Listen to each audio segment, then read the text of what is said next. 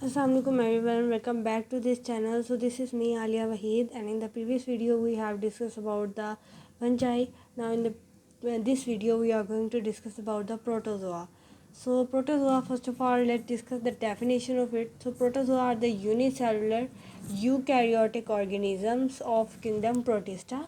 So they are unicellular, composed of only one cell, and they are eukaryotic, mean they have definite shaped nucleus in them. Now let's discuss what is word protozoan means. So word protozoan means the first animal.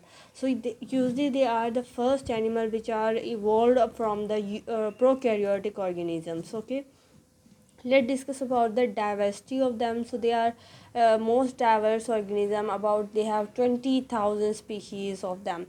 Now let's discuss habitat, that where the protozoa are founded. So they usually found in water, and some are found in the soil also.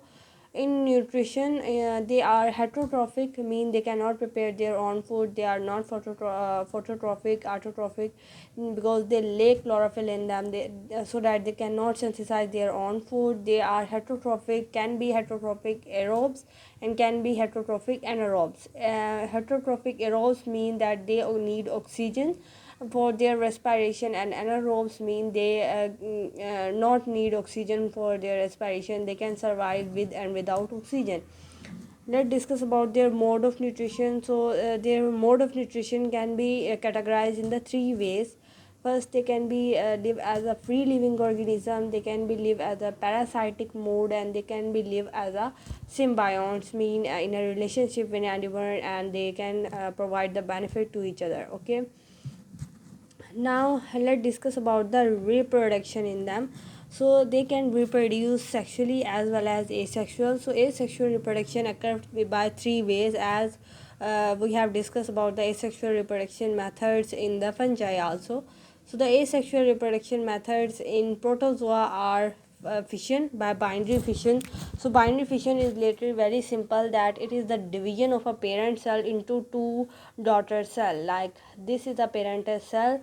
Binary fission means to divide this parent cell into two halves, and then these two halves divide themselves to give two daughter cells which are just identical to their parent cell. So this is called as binary fission. And the word budding mean a process in which a bird process out or preparation grow out from a parental cell, and then this bird can be separated from the base and can grow into an individual parental cell.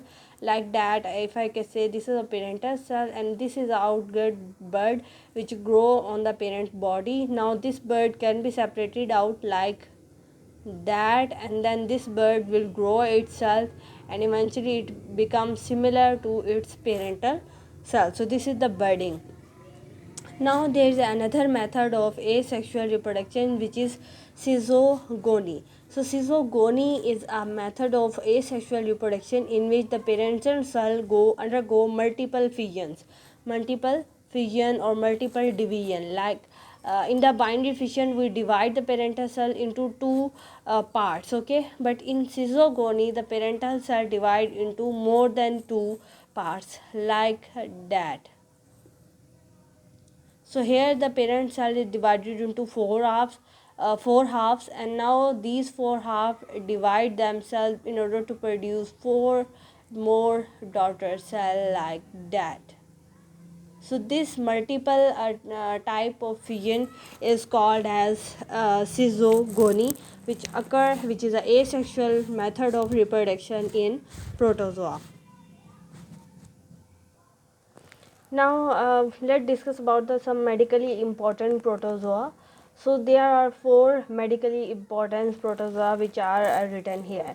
So the first medically important protozoa is ameboflagellates. So this is the G, ameboflagellates. So this ameboflagellates again divided into the two groups, which is amoebas and flagellates. Second is apicocomplexans, and third is silicates, and fourth is microsporans. Okay, so this was all about the today's lecture. In the next lecture we will discuss about these medically important protozoa. We will discuss all of these four groups, and we also discuss how what types of protozoa are placed in these 4 groups. And then we also discuss about some pathogenic species, and we also discuss how these pathogenic species will destroy different species.